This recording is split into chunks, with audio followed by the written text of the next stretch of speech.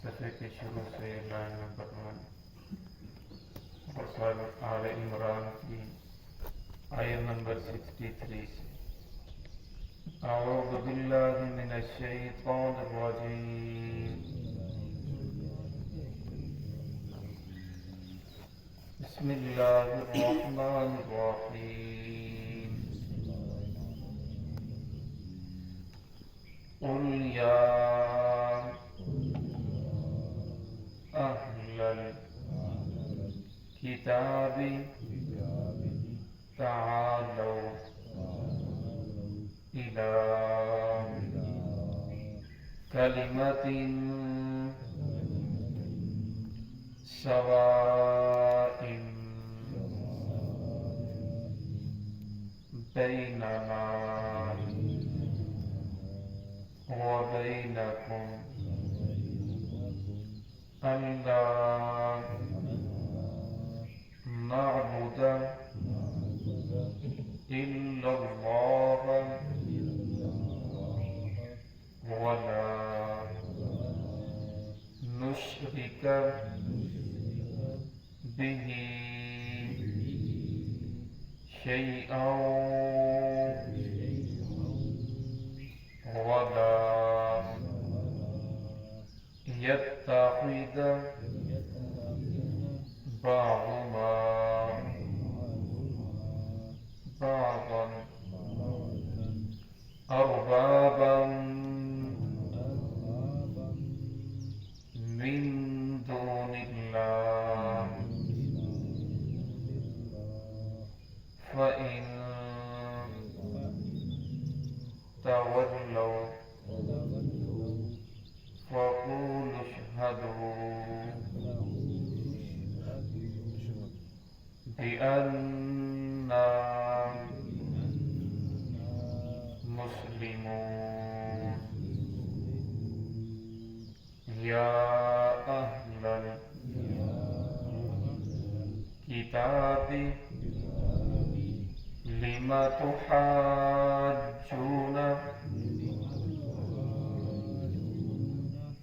फी इब्राहीम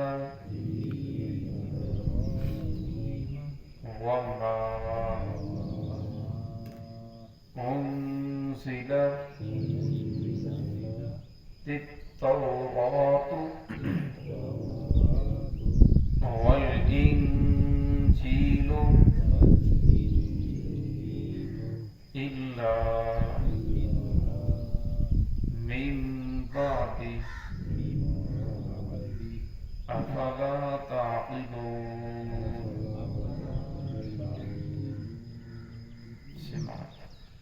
بسم الله الرحمن الرحيم قل يا أهل الكتاب تعالوا إلى كلمة سواء بيننا وبينكم ألا نعبد إلا الله ولا نشرك به شيئا ولا يتخذ بعضنا بعضا أربابا من دون الله فإن تولوا فقولوا اشهدوا بأننا مسلمون يا أهل الكتاب لم تحاجون في إبراهيم وما أنزلت التوراة والإنجيل إلا من بعد أفلا تعقلون قل या अहलल किताब कह दीजिए ए अहले किताब तालो आओ तुम इला कलिमतिन एक ऐसे कलमे की तरफ सवाइम बैनना व बैनकुम जो हमारे और तुम्हारे दरमियान बराबर है अल्लाह नाबुद इल्लल्लाह ये कि हम नहीं इबादत करते इल्लल्लाह मगर अल्लाह रब्बुल इज्जत की वला नुशरिक बिही शैआ और न हम शरीक करते हैं उसके साथ किसी चीज़ को वला यत्तखिज़ बअदुना बअदन अरबाबन मिन दूनिल्लाह और ना बनाते हैं हम अपने बाज में से बाज को अरबाबन खुदा मिन दूनिल्लाह अल्लाह रब्बुल इज्जत को छोड़कर फ़इन तवल्लौ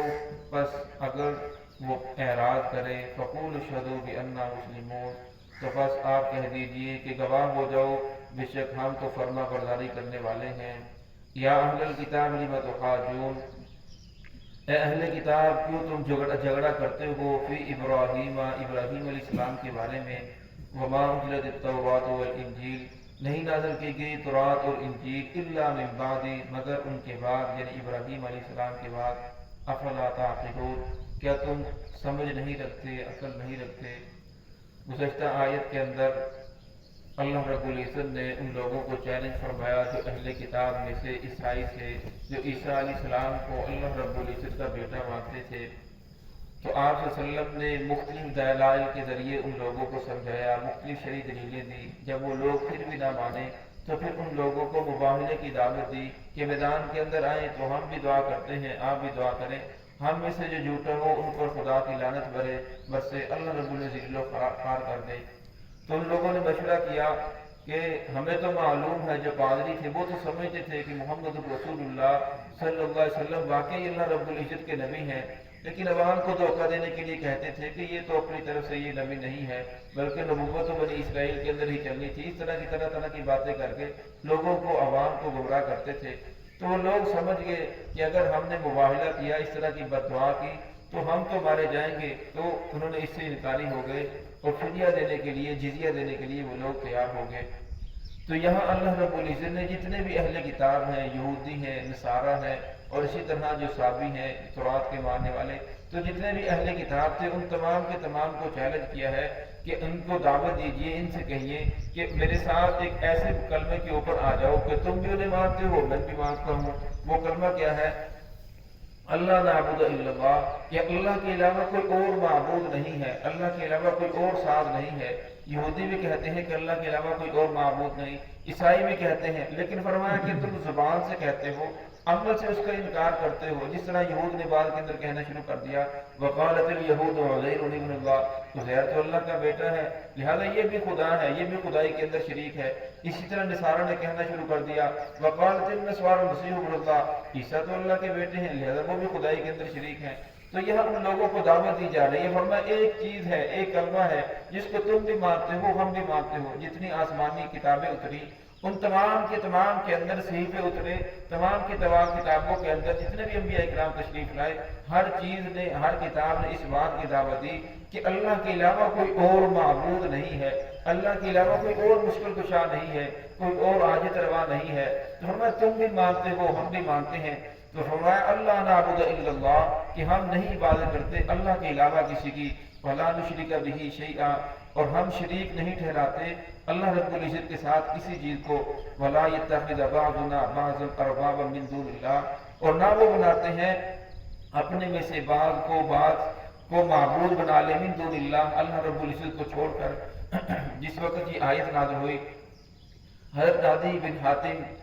جو حاتم تائی کے بیٹے تھے، وہ کہنے لگے کہ یا رسول اللہ، اس وقت مسلمان ہو چکے تھے، پہلے یہ عیسائی پادری تھے، ان کے پیشوا تھے، ان کی رہنمائی کرتے تھے، اور 10 ہجری کے اندر یہ لوگ اسلام لے کر آئے۔ تو وہ کہنے لگے یا رسول اللہ، ہم میں سے کوئی بھی ایسا نہیں ہے کہ جس نے اپنے پادریوں کو یا ان کو خدا مانتا ہو اللہ رب العزت کو چھوڑ کر، ہم نے تو کہیں ایسا نہیں، میرے علم کے اندر ایسا نہیں گزرا۔ قرآن پاک کے اندر ہے اتخذوا احبارهم ورهبانهم اربابا من دون اللہ، کہ ان لوگوں نے اللہ کو چھوڑ کر اپنے پیروں کو، اپنے مولویوں کو، اور اسی طرح عیسیٰ علیہ السلام کو خدا بنا لیا۔ 10ویں بارے کے اندر یہ آیت آتی ہے۔ تو فرمایا ہم نے تو ایسا نہیں بنایا۔ تو آپ صلی اللہ علیہ وسلم نے پوچھا کیا تم لوگ جو کچھ تمہارے پیر ہیں، یہ تمہارے مولوی ہیں، جو اپنی طرف سے جس بات کو حلال کر دیں، جس بات کو حرام کر دیں، کیا تم اس کو مانتے ہو یا نہیں مانتے؟ وہ کہنے لگے کہ بالکل، اپنی طرف سے جو بھی وہ بات حلال کر دیں یا حرام کر دیں تو ہم تو مان لیتے ہیں۔ تو فرمایا یہی اللہ کے علاوہ کسی اور کی عبادت کرنا ہے، اور کو معبود ماننا ہے۔ فرمایا بغیر کسی شرعی دلیل کے اگر کوئی آدمی کسی چیز کو حلال حرام کرتا ہے تو وہ کر نہیں سکتا، کیونکہ حلال حرام کرنا یہ تو اللہ رب العزت کا کام ہے۔ اسی طرح ہمارے زمانے کے اندر بھی بہت سے پیر ہیں جو تعویذ دیتے ہیں، تعویذ دینے کے بعد کہیں گے کہ آپ نے فلاں گوشت نہیں کھانا، آپ نے بڑا گوشت نہیں کھانا، آپ نے فلاں گھر نہیں جانا، طرح طرح کی ایسی ایسی قیودات لگا دیتے ہیں جس کا شرعی اعتبار سے کوئی حیثیت نہیں ہے۔ ہاں اگر انسان ان کی ان دلیلوں کو مان کر گوشت کھانا چھوڑ دیتا ہے یا جس چیز کو وہ منع کرتے ہیں چھوڑ دیتا ہے اور کہتا ہے کہ بالکل میں اگر کھاؤں گا تو اس طویل سے مجھے آرام نہیں آئے گا، اللہ رب العزت شفا نہیں دیں گے، تو یہ بھی اسی طرح ہو جائے گا کہ اس نے اللہ رب العزت کو چھوڑ کر اس کی بات کو مان کر اس کو چیز کو جس کو اللہ رب العزت نے اس کے لیے حلال قرار دیا ہے اس کو اپنے اوپر حرام کر لیا۔ تو فرمایا اس طرح بغیر کسی شرعی دلیل کے کسی چیز کو حلال حرام کرنا یہ انسان کا کام نہیں ہے، یہ تو اللہ رب العزت کا کام ہے۔ ہاں جو چیز شریعت سے ثابت ہو، قرآن حدیث سے ملتی ہو اور اسی طرح فقہ اسلامی سے یہ اتحاد سے کوئی اتحادی مسئلہ ہے فرمایا اس کے اوپر تو ہم ایمان لے کر آئیں گے، لیکن کوئی اپنی طرف سے کسی چیز کو حلال حرام کر دے اس کو ماننا فرمایا یہ بھی اللہ رب العزت کے ساتھ اسے شریک کرنا ہے۔ فَإِن تَوَلَّوْا فرمایا اگر وہ لوگ اعراض کریں فَقُولُوا اشْهَدُوا بِأَنَّا مُسْلِمُونَ تو فرمایا ان سے کہہ دیجئے گواہ ہو جاؤ بِأَنَّا مُسْلِمُونَ ہم تو اللہ رب العزت کی فرما برداری کرنے والے ہیں، ہم تو اس بات کا اقرار کرنے والے ہیں کہ اللہ کے علاوہ اور کوئی معبود نہیں ہے، اللہ کے علاوہ کوئی اور عبادت کے لائق نہیں ہے، نہ اللہ کی صفات کے اندر کوئی شامل ہے نہ اللہ رب العزت کی ذات کے اندر کوئی شامل ہے۔ فرمایا ہم تو اس بات کے قائل ہیں۔ آگے والی آیت کے اندر اللہ رب العزت نے پھر اہل کتاب کو فرمایا جو اہل کتاب تھے جتنے بھی اہل کتاب ہیں یہ جتنے بھی دنیا کے اندر مذاہب ہیں وہ ابراہیم علیہ السلام کو ہر نسل والا کہتا ہے کہ ابراہیم علیہ السلام ہمارے ہیں۔ یہودی کہتے ہیں کہ ابراہیم علیہ السلام یہودی تھے، عیسائی کہتے ہیں کہ ابراہیم علیہ السلام عیسائی تھے، اور اس طرح جو صحابی ہیں زبور کے ماننے والے وہ کہتے ہیں کہ نہیں بلکہ عیسیٰ ابراہیم علیہ السلام وہ تو صحابی تھے، تورات کے اوپر چلنے والے تھے۔ تو اللہ رب العزت نے ان لوگوں کو فرمایا کہ یا اہل الکتاب لم تحاجون، اے اہل کتاب تم کیوں جھگڑا کر رہے ہو فی ابراہیم ابراہیم علیہ السلام کے بارے میں، وما انزلت التوراۃ والانجیل الا من بعد، حالانکہ تورات اور انجیل تو ابراہیم علیہ السلام کے بعد کے اندر نازل کی گئی ہے۔ اب تورات کے بارے میں آتا ہے کہ وہ ابراہیم علیہ السلام کے تقریباً 700 بعد نازل ہوئی، اور اسی طرح جو انجیل ہے وہ 1700 سال بعد نازل ہوئی۔ تو فرمایا وہ تو اتنی دیر بعد نازل ہو رہی ہیں اور ابراہیم علیہ السلام اتنا زمانہ پہلے گزر چکے ہیں، دنیا کے اندر آئے اور چلے بھی گئے، تو وہ یہودی کس طرح ہو سکتے ہیں، وہ عیسائی کس طرح ہو سکتے ہیں؟ تو اللہ رب العزت نے ابراہیم علیہ السلام کو بہت بڑا مقام عطا فرمایا ہے۔ حدیث میں فرمایا کہ جو پہلا درجہ ہے وہ محمد رسول اللہ صلی اللہ علیہ وسلم کا ہے انبیاء کے اندر، اور دوسرا درجہ ابراہیم علیہ السلام کا، تیسرا درجہ موسیٰ علیہ السلام کا، پھر آگے اسی طرح مراتب ہیں تلک الرسل فضلنا بعضهم علی بعض کہ ہم نے انبیاء کو بھی بعض کو بعض کے اوپر فضیلت عطا فرمائی مراتب کے اندر۔ تھوڑا ابراہیم علیہ السلام کو یہ سارے کے سارے اپنی طرف کہتے ہیں، حالانکہ ابراہیم علیہ السلام نہ یہودی تھے نہ ابراہیم علیہ السلام عیسائی تھے نہ ابراہیم علیہ السلام صحابی تھے، بلکہ ابراہیم علیہ السلام کہتے تھے انا من المسلمین، میں تو فرما برداری میں سے ہوں، میں تو دین حنیف کے اوپر چلنے والا ہوں۔ فرمایا ابراہیم علیہ السلام کے اوپر اس طرح کے الزامات لگانا اور پھر اپنے مذہب کو سچا کرنے کے لیے ابراہیم علیہ السلام تو کسی کو اللہ کے علاوہ معبود نہیں سمجھتے تھے، لہذا ابراہیم علیہ السلام کے اوپر اس طرح کے الزامات لگانا یہ اچھی بات نہیں ہے۔ افلا تعقلون، کیا تمہیں سمجھ نہیں ہے کہ یہ تورات انجیل تو بعد کے اندر نازل ہو رہی ہے؟ دعا ہے کہ اللہ رب العزت ہم سب کو صراط مستقیم پہ چلنے کی توفیق عطا فرمائے۔